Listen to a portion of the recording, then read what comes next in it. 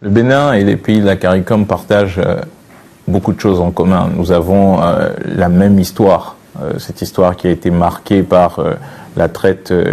des esclaves, et nous avons une culture que nous partageons. Et l'ambition aujourd'hui, l'ambition portée par le président de la République depuis 2016, c'est de faire des CARICOM un axe essentiel de notre stratégie diplomatique. Donc nous allons travailler ensemble sur des questions politiques, bien entendu, des soutiens internationaux communs dans toutes les sphères de décision internationale, mais nous allons également sur les questions économiques, comment améliorer la connectivité entre nos deux régions pour pouvoir développer le tourisme, comment nous appuyer sur nos forces respectives.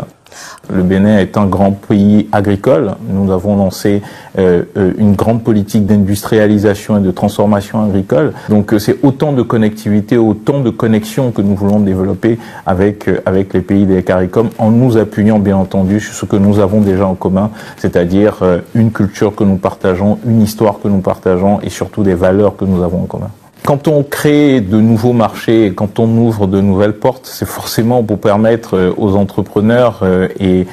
aux jeunes de part et d'autre en fait de cette petite rivière qu'est l'océan Atlantique, de pouvoir bénéficier de ces opportunités que nous ouvrons. Le marché des CARICOM est un grand marché en lui-même, on parle de 19 millions d'habitants, mais aussi qui est à l'entrée des États-Unis, donc qui offre accès à un marché beaucoup plus grand. Je pense que le fait de ne plus avoir par exemple de visa entre nos deux zones permet à des jeunes de pouvoir aller découvrir en fait ces zones, de pouvoir saisir des opportunités, de pouvoir créer leurs entreprises, commercer, et donc c'est autant de choses que la réunion d'aujourd'hui permet de pouvoir faire demain, parce que nous avons désormais un cadre politique pour pouvoir échanger, discuter, dialoguer, et puis sur cette base-là, construire l'avenir et offrir des opportunités pour notre jeunesse et nos entreprises.